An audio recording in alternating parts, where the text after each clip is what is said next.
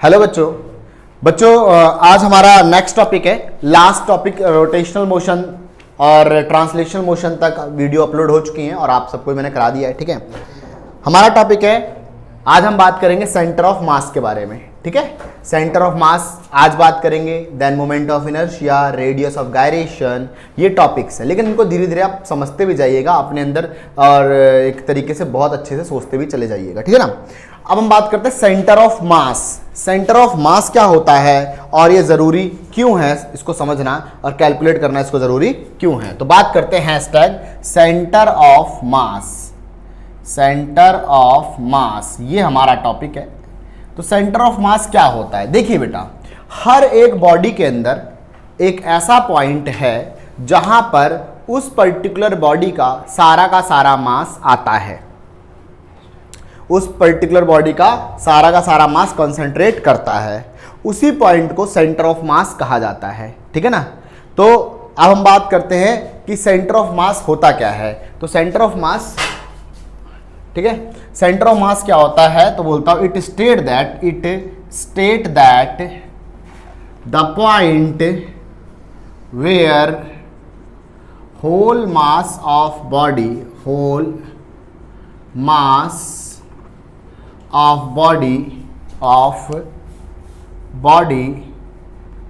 will be concentrated, that is called center of mass। center of mass उसको हम centre of मास कहते हैं। मतलब एक ऐसा पॉइंट जहां पर उस पर्टिकुलर बॉडी का सारा मास कंसंट्रेट करता है, उसी पॉइंट को सेंटर ऑफ मास कहा जाता है। आसान, मतलब पूरी बॉडी का मास जहां जिस सेंटर पे, जिस पे आ रहा हो सेंटर ऑफ मास। जैसे कि देखो ऐसे करके ये बॉडी है, ठीक है ना। अब ये बॉडी है, अब इसको मैं क्या कर रहा हूँ, इसको मैं ऐसे घुमा रहा हूँ। देखो इसको मैं क्या कर रहा हूँ, यहाँ से देखो इस बॉडी का सेंटर कहाँ पड़ेगा। अब देखो जैसे क्या होता है कि इसका मास यहाँ पर भी है, यहाँ पर भी, सब जगहों पर है ना, लेकिन इसका मास यहाँ सब जगहों पर है ना। तो लेकिन इसका सेंटर कहाँ पड़ेगा, सेंटर यहाँ पड़ेगा, यहाँ पड़ेगा। यहाँ से करूँगा तो बॉडी बैलेंस हो जाएगी, बॉडी कहीं भी नहीं घूमेगी, मतलब एकदम फुल्ली बैलेंस्ड रहेगी यहाँ पर, समझे ना। तो ये वाला पॉइंट कौन सा है, सेंटर ऑफ मास का पॉइंट है इसके अंदर। ठीक है ना। देखो क्या होता था ना कि मैं छोटा था ना, तो उस टाइम पे एक दिक्कत होती थी। मतलब मैं गया था सरिया वगैरह, जानते ना, इसकी दुकान पे गया था, शॉप पे गया था। तो पता है वो सरिया वाला क्या कर रहा था, उसने ना मतलब मेरे पापा ने कहा पता नहीं 2 या 3 क्विंटल सरिया कही थी इससे। तो उसने क्या करा, उसने बहुत लंबी सरिया थी, उसने क्या करा, तोला उसको। लेकिन उसने ऐसे तोला, ऐसे करके पूरी सरिया थी, ऐसे करके उसने बीच में से रख के तोला, उसको बीच में से रख के उसने वजन किया। उस टाइम मैं ये सोच रहा था कि ये बात समझ में नहीं आई कि आधी सरिया का वजन तो इधर लटक गया, आधी सरिया का वजन इधर लटक गया। तो इसने इसकी जो तौल है, जो इसका वजन है पूरा, ये वजन कैसे ले रहा है पूरा। तो खैर उसके बाद, उस समय तो मेरे को नॉलेज नहीं थी, उस समय छोटा था बहुत ज़्यादा, लेकिन बाद में जब मैंने ये टॉपिक वगैरह पढ़ा था मेरे को समझ में आया वो बेसिकली क्या कर रहा था, वो उस पूरे सरिया का सेंटर तौल रहा था, उस पूरे सरिया के सेंटर का वजन कर रहा था, उसे सेंटर ऑफ मास कहा जाता था, समझे ना। सेंटर ऑफ मास कहाँ क्या होता है, जहाँ पर पूरी की पूरी बॉडी का मास कंसंट्रेट करे, उस सेंटर ऑफ मास कहा जाता है। ठीक है ना। इसको करने के लिए हमारे पास एक छोटी सी डेरिवेशन है, हम इसको एक छोटी सी डेरिवेशन के थ्रू भी करना चाहेंगे, करेंगे। ठीक है ना। तो लिखेंगे hashtag centre of mass of n particle system. ठीक है ना। अब बात करते हैं centre of mass of n particle system. आगे centre of mass of n particle system. ठीक है ना। एन पार्टिकल सिस्टम मतलब एक बॉडी है, ठीक है, एक बॉडी है, उसके पास ढेर सारे पार्टिकल्स हैं, ऐसे करके बॉडी है। इसका पार्टिकल m1 मास, इसका पार्टिकल m2 मास, इसका पार्टिकल m3 मास, इसका पार्टिकल m4 मास। ये है बेटा एक्सिस ऑफ रोटेशन। ये क्या है, ये है एक्सिस ऑफ रोटेशन। मतलब एक्सिस ऑफ रोटेशन मतलब ऐसी एक्सिस जिसके अराउंड ये पूरी बॉडी घूम रही हो। क्या हो रही है, पूरी बॉडी घूम रही है, ये ऐसे करके पूरी बॉडी से अराउंड घूम रही है। यहाँ से दूरी हो गई इसकी r1, यहाँ से ये दूरी हो गई इसकी r4, यहाँ से दूरी हो गई इसकी r2, यहाँ से दूरी हो गई इसकी r3, और यहाँ पर कहीं मास होगा nth मास, तो यहाँ से इसकी दूरी हो गई rn हो गई, ऐसे करके यहाँ से दूरी इसकी हो गई RN हो गई, ठीक है ना। तो ये मैंने क्या करा, मैंने ऐसे करके, ये ऐसे करके, अरे होता है ना गांव वगैरह के अंदर होता है ऐसे करके पंखा सा होता है, ऐसे करके ये डंडा सा निकला होता है, ऐसे करके उसको करते हैं, ऐसे से घुमाते हैं ऐसे करके ना, तो ये ऐसे से रोटेट होता है ना। तो अब क्या हो गया, ऐसे 1 मास 2 मास 3 मास ऐसे n मास है। अब सारे के सारे मास इस ये एक्सिस रोटेशन है, इसके अराउंड अच्छे से रोटेट कर रहे हैं, अच्छे से इसके अराउंड रोटेट कर रहे हैं। तो अब मेरे को इसका सेंटर ऑफ, मतलब पूरी बॉडी का सेंटर ऑफ मास कैलकुलेट करना पड़ेगा, कैलकुलेट करूंगा, ठीक है ना। अब देखिए क्या होता है कि जैसे यहाँ पर अब ढेर सारे n पार्टिकल है, अब वो सारे के सारे अपना मोमेंट ऑफ फोर्स लगाएंगे। मोमेंट ऑफ फोर्स क्या होता है, वो सबका सब अपना इफेक्ट लगाएगा एक्सिस रोटेशन के अराउंड, ठीक है ना। तो मैं कहूंगा moment of force due to n particles. Now moment of force due to n particles की वजह से मोमेंट ऑफ फोर्स क्या हो जाएगा, that will become equals to m1 r1 plus में m2 r2 so on mn rn, that is the moment of force due to each and every particle. पहले particle moment of force axis rotation के around, ये sir ji moment of force क्या होता है, अरे भाई moment of force क्या होता है, एक प्रकार का आप टॉर्क कह सकते हैं, है ना, एक प्रकार का आप मतलब उस पार्टिकल का जो फोर्स एक्सिस रोटेशन के अराउंड। तो मोमेंट ऑफ फोर्स कैसे निकाला जाता है, मास और distance between axis of rotation, ठीक है ना, mass and distance between axis of rotation, ठीक है। तो पहले वाले पार्टिकल का मोमेंट ऑफ फोर्स ये हो गया, दूसरे वाले पार्टिकल का मोमेंट ऑफ फोर्स ये हो गया, तीसरे का ये हो गया, चौथे का हो गया, nth पार्टिकल का मोमेंट ऑफ फोर्स क्या हो गया, मास और उससे एक्सिस ऑफ रोटेशन की दूरी। तो हर एक का मोमेंट ऑफ फोर्स जब मैंने जोड़ा, हर एक का, ऐसे n नंबर ऑफ पार्टिकल, मतलब लाखों की संख्या में हो सकते पार्टिकल, और इसका कहीं ना कहीं तो एक पॉइंट ऐसा जरूर होगा जहां इस पूरी बॉडी का मास कंसंट्रेट कर रहा हो। मैं लेट कर लेता हूं, ये वो वाला पॉइंट है, ये वो वाला पॉइंट है, तो ये देखा जाता है। और जो कि दूरी कितनी है इसकी, r है, जो कि दूरी कितनी है इसकी, r है। तो मैं बोलूँगा moment of force due to centre of mass. तो मोमेंट ऑफ फोर्स, अभी सेंटर ऑफ मास का निकालता हूं, तो मास इंटू में एक्सिस ऑफ रोटेशन से distance, mass into axis of rotation से distance, that is capital M और R, है ना। अब मुझे ये बात पता है कि जो moment of force due to each particle, M1 M2 M3, इस तरीके से हर एक पार्टिकल का जो मोमेंट ऑफ फोर्स होगा वो क्या होगा, moment of force due to centre of mass के बराबर होगा। अरे सर जी समझ में नहीं आया, समझ में आया, ऐसा देखो मैंने जो अभी आपको एग्जांपल दिया था कि जैसे सरिया वो तौलता था, तो उसमें क्या था कि ना सरिया ऐसे करके रखता था, ऐसे करके बीचों यहाँ से रखता था। अब मैं करता हूँ, मैं ना हर एक सरिया को 1 मीटर पे काट लेता हूँ और उस सारी सरिया को एक साथ रख के तौलाता हूँ। 1 मीटर काट लिया, अब उसको एक साथ रख के तौला, तो मान लो उसका वजन आया 1000 kg, 1000 kg आया। और उसको बगैर काटे, जब वो लंबी थी ना, जब उसको ऐसे सेंटर से रख के तौलूंगा ना, तो भी उसका मास कितना आएगा, 1000 kg आएगा। इसका मतलब ये है कि moment of force due to each particle, हर एक पार्टिकल की वजह से जो मोमेंट ऑफ फोर्स होगा, वो मोमेंट ऑफ फोर्स बराबर होगा moment of force due to centre of mass. मतलब जितना moment of force centre of mass लगा रहा होगा, उतना हर एक पार्टिकल मोमेंट ऑफ फोर्स मिलके लगा रहा होगा, हर एक पार्टिकल उतना मोमेंट ऑफ फोर्स मिलके लगा रहा होगा। तो we can say that they will be equal, मतलब moment of force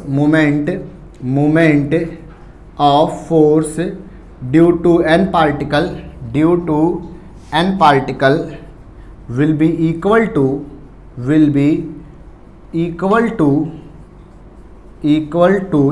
moment of force due to n particle will be equal to moment of force due to center of mass। तो moment of force n particle क्या हो गया बेटा, ये हो गया n particle, that is m1 r1 plus में m2 r2 so on mn rn, ये हो गया n पार्टिकल का मोमेंट ऑफ फोर्स हो गया। और ये हो गया moment of force due to centre of mass mr। बोलो आया कि नहीं आया समझ में। तो r यही तो मेरे को निकालना है ना, यही तो मुझे निकालना है ना, एक्सिस रोटेशन से यही तो डिस्टेंस निकालना है ना। क्या था टॉपिक हमारा, centre of mass n particle, मतलब n particle centre of mass मतलब कहाँ पड़ रहा है वो, तो मेरे को यही तो दूरी निकालनी है, वो दूरी है कहाँ पर, तो वो r दूरी आ गई आपकी m1 m2 I mean small m r1 plus m2 r2 so on mn rn divided by m1 plus में m2 so on mn, ये हो गया position of centre of mass. ये क्या हो गया, सेंटर ऑफ मास की पोजीशन। मतलब आपको उस बॉडी का सेंटर ऑफ मास कहाँ मिलेगा, तो पहले हर एक पार्टिकल का मास देखें, उसका एक्सिस ऑफ रोटेशन से distance, mass axis of rotation से distance, mass of axis of rotation से डिस्टेंस, देन क्या करें, उसको टोटल मास से डिवाइड कर दें तो पता चल जाएगा उस बॉडी का सेंटर ऑफ मास कहाँ पर आ रहा है। आई बात समझ में? आपको समझ में आ रहा है बेटा कैसे निकाला मैंने? मैं एक बार और फटाफट बता दूं इसको।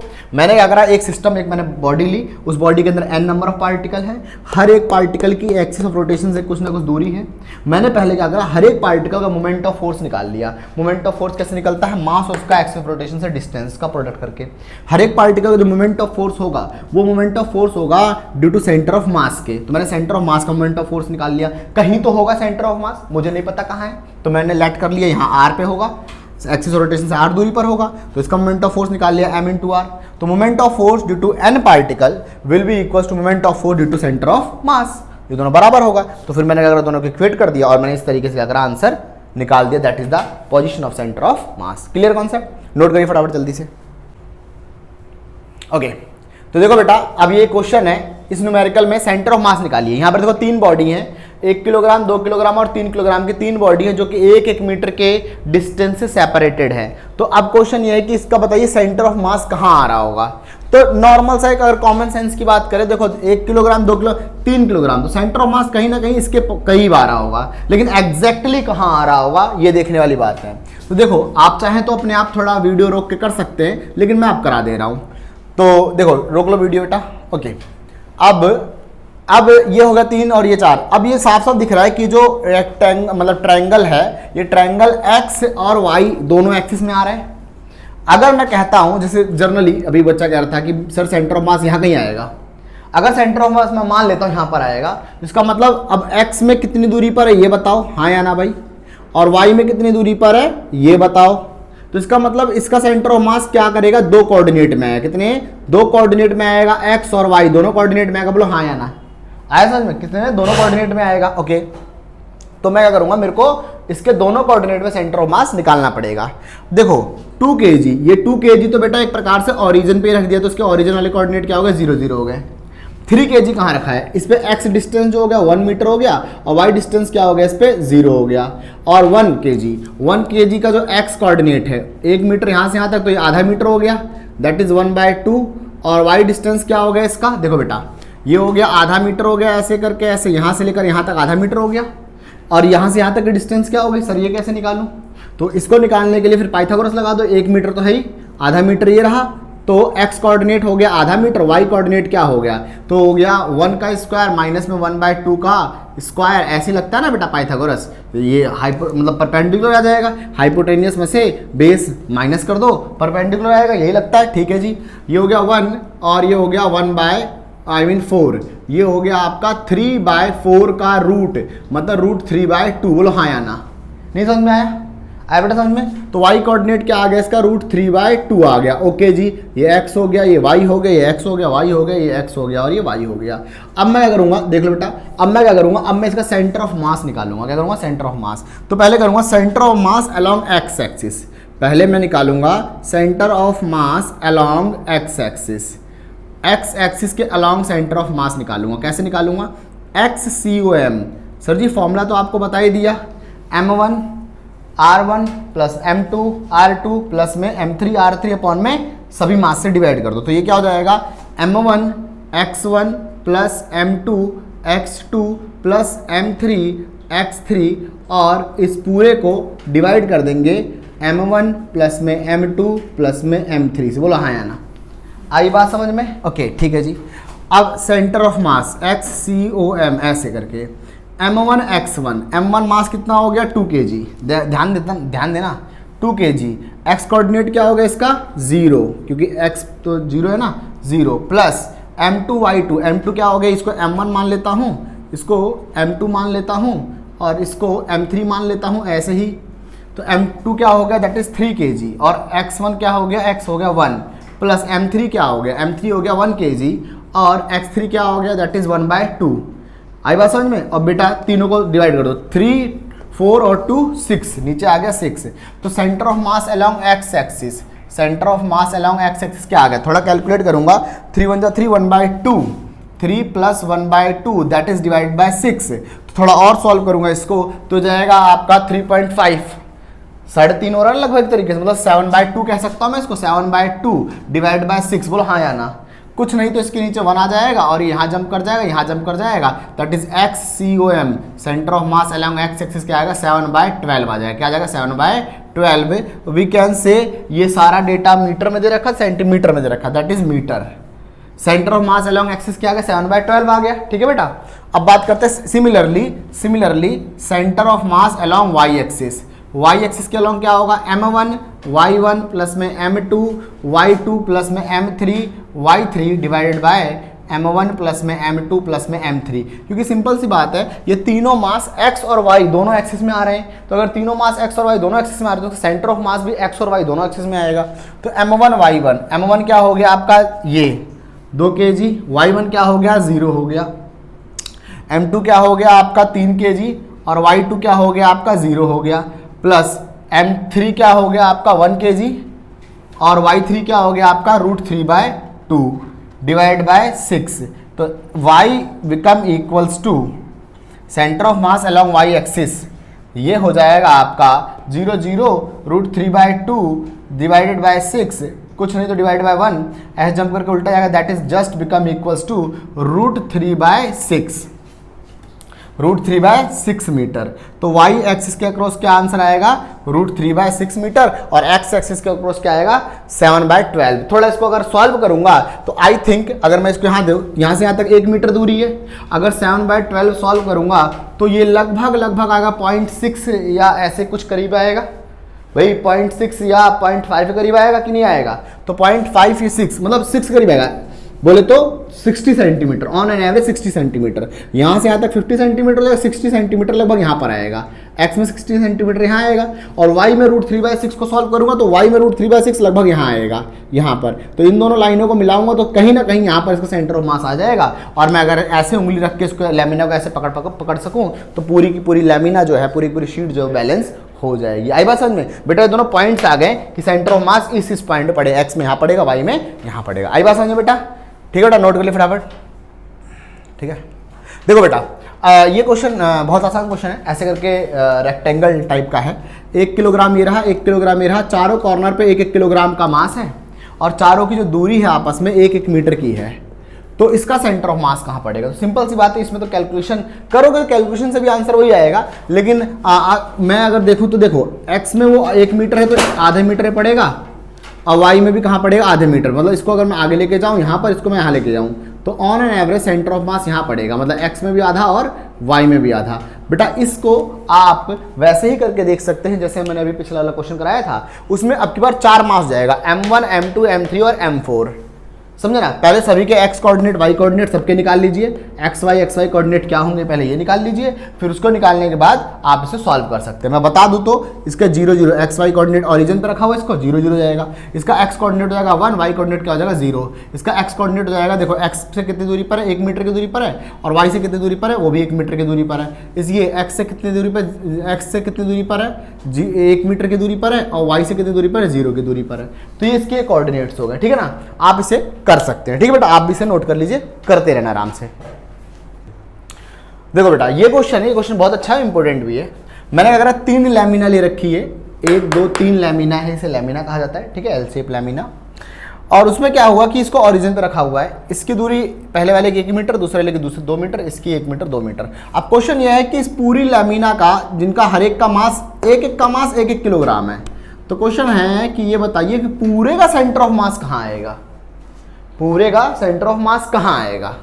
तो हर एक का मास क्या है 1-1 किलोग्राम है, तो मैं पहले तो क्या करूंगा, पहले तो ना इंडिविजुअल इनका सेंटर ऑफ मास निकाल लेता हूं, पहले तीनों लैमिना का सेंटर ऑफ मास निकाल लेता हूं, उसके बाद स्टार्ट करते हैं। क्वेश्चन इतना ही था, अब मैं आपको हिंट और दे देता हूं। तो मैं अगर हर एक का सेंटर ऑफ मास निकालने बैठूंगा तो शायद इसका सेंटर ऑफ मास यहाँ आएगा, इसका सेंटर ऑफ मास यहाँ पर आएगा और इसका सेंटर ऑफ मास पड़ेगा यहाँ पर। अगर इसे कोऑर्डिनेट ड्रॉ करूंगा तो इसका सेंटर ऑफ मास पड़ेगा इस वाली लैमिना का यहाँ से यहाँ तक 1 मीटर की दूरी पर है, तो यहाँ से यहाँ क्या बचेगा आधा, क्या बचेगा ये आधा, बोलो हाँ या ना। एक्स में क्या बचेगा ये आधा मीटर, वाई में क्या बचेगा यहाँ से यहाँ तक 1 मीटर की दूरी पर, वाई में भी क्या बचेगा आधा, बोलो हाँ या ना। इसका सेंटर ऑफ मास आ गया। M1 वाले का मान लेता हूँ इसको m1, इसका सेंटर ऑफ मास आ गया, पूरे का मास आ गया दैट इज 1 kg, ये पूरा 1 kg है, तीनों ही 1 kg है तो इसमें लिखने की कोई जरूरत है नहीं। इसका सेंटर ऑफ मास निकालो कि x पे इसका सेंटर ऑफ मास कहाँ पड़ रहा होगा, तो ये 1 मीटर है, ये 2 मीटर है, तो कहीं ना कहीं 1.5 मीटर पे पड़ रहा होगा। 1.5 मीटर बोले तो 3/2 मीटर, 3/2 मीटर पे इसका सेंटर ऑफ मास पड़ रहा होगा x पे। y पे कहाँ पड़ रहा होगा इसका centre of mass, that is 1/2 metre पे। बोलो हाँ या ना, आया समझ में? अब इसका सेंटर ऑफ मास देखते कहाँ पड़ रहा होगा। x पे देखिए इसका सेंटर ऑफ मास कहाँ पड़ रहा होगा, दैट इज जस्ट 1/2 पे पड़ रहा होगा, और y पे इसका सेंटर ऑफ मास कहाँ पड़ रहा होगा, 3/2 पे। आई बात समझ में? तो ये 3 कोऑर्डिनेट्स है जहाँ इनके इंडिविजुअल सेंटर ऑफ मास पड़ रहे होंगे। अब कलेक्टिव सेंटर ऑफ मास निकालना है, मतलब पूरी बॉडी का सेंटर ऑफ मास कहाँ पड़ रहा होगा। तो अब ये है कि भाई अब क्या करूंगा मैंने क्या करा, इंडिविजुअल निकाल लिया, इसका सेंटर ऑफ मास यहाँ, इसका सेंटर ऑफ मास यहाँ पर है। अब कलेक्टिव निकालने के लिए करूंगा, क्योंकि देखो ये जो लैमिना है वो x कोऑर्डिनेट और y कोऑर्डिनेट दोनों कोऑर्डिनेट में आई है, तो क्योंकि ये दोनों कोऑर्डिनेट में आई है तो इसका मतलब इसका सेंटर ऑफ मास है वो भी दोनों कोऑर्डिनेट में रहेगा। तो मैं पहले इसका सेंटर ऑफ मास निकाल लूंगा x में, फिर इसका सेंटर ऑफ मास निकाल लूंगा y में। अच्छा, मास तो तीनों का 1-1 किलोग्राम है तो उसमें कोई दिक्कत वाली बात तो है नहीं, तो मैं कहता हूं centre of mass along x axis के अलॉन्ग, तो XCOM, तो क्या फॉर्मूला हो जाएगा, m1 x1 प्लस में m2 x2 प्लस में m3 x3 divided by m1 m2 m3, m1 plus m2 plus m3 हो गया ना, दैट इज 3 kg। अब m1 क्या आ गया बेटा, 1 आ गया, और x1 क्या आ गया, देखो बेटा ये हो गया x1, ये हो गया y1, ये हो गया x2, इसको मान लेता y2, ये हो गया x3, इसको मान लेता y3, समझे ना, ऐसे करके देखो m1 क्या आ गया 1 kg, x1 क्या आ गया 1/2 आ गया, प्लस m2 क्या आ गया 1 kg आ गया, और x2 क्या आ गया 3/2 आ गया, और m3 कितना आ गया दैट इज 1 kg आ गया, और x3 कितना आ गया दैट इज 1/2 आ गया। बोलो हाँ या ना, आई बात समझ में, डिवाइड बाय 3, कोई दिक्कत तो नहीं है, समझ में आ गया, ठीक है ना, ओके जी। अब आगे चलते हैं। अब देखिए ये हो गया 1/2, 1 जा 1/2 प्लस 3/2 प्लस 1/2 डिवाइडेड बाय 3। बेटा इस पूरे को सॉल्व करूंगा, इस पूरे को अगर मैं सॉल्व करूंगा तो that will become equals to 5/2।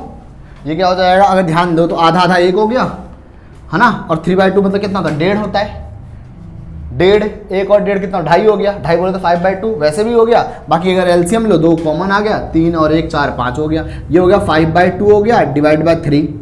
इसके नीचे कुछ नहीं तो 1 मानेंगे, ऐसे रिवर्स जंप कर जाएगा, यहाँ पर ये, तो ये जाएगा 5/6। क्या आएगा बेटा, 5/6। थोड़ा इसको और सॉल्व करूंगा, 5/6 को अगर मैं सॉल्व करने लग जाऊंगा तो इट में भी पॉसिबल। अगर x में कहाँ पड़ेगा इसका पूरी सिस्टम का सेंटर ऑफ मास, 0.83 मीटर में पड़ेगा। चलो y में भी निकाल लें। सिमिलरली y में, centre of mass along y axis, centre of mass along y axis, तो YCOM हो गया, ये हो गया m1 y1 प्लस में m2 y2 प्लस में m3 y3 हो गया, और नीचे हो गया 3 kg। m1 y1 क्या हो गया y1, m1 कितना हो गया 1, y कोऑर्डिनेट कितना है इसका 1/2 प्लस m2 कितना हो गया 1, और y2 कोऑर्डिनेट कितना है 1/2 प्लस m3 कितना हो गया 1, m3 कितना हो गया बेटा 1 हो गया, और y3 कोऑर्डिनेट कितना इसका 3/2 अपॉन में कितना आ गया 3। सेम लग रहा है कि नहीं लग रहा, अगर ध्यान दो तो 3 और ये 1/2 और ये मतलब सेम आंसर आएगा, मतलब काटूंगा तो आंसर आएगा 0.83 के करीब ही आएगा। इसका मतलब इस पूरी बॉडी का सेंटर ऑफ मास है लगभग 0.8 मीटर पे है। अगर थोड़ा प्रैक्टिकली देखना चाहूँ तो ये 1 मीटर ये रहा, 0.8 शायद यहाँ पड़ेगा, और 1 मीटर ये रहा तो 0.8 शायद यहाँ पड़ेगा। इसको ऐसे आगे लेके जाऊँ, इसको ऐसे आगे लेके जाऊँ, यहाँ पर दोनों के दोनों इंटरसेक्ट कर जाएंगे, मिल जाएंगे। इस पूरी सिस्टम का सेंटर ऑफ मास यहाँ पड़ रहा होगा। आई बात समझ में, क्लियर कॉन्सेप्ट, ध्यान रखेंगे, ठीक है ना। चलो बेटा नोट कर लो फटाफट इसे।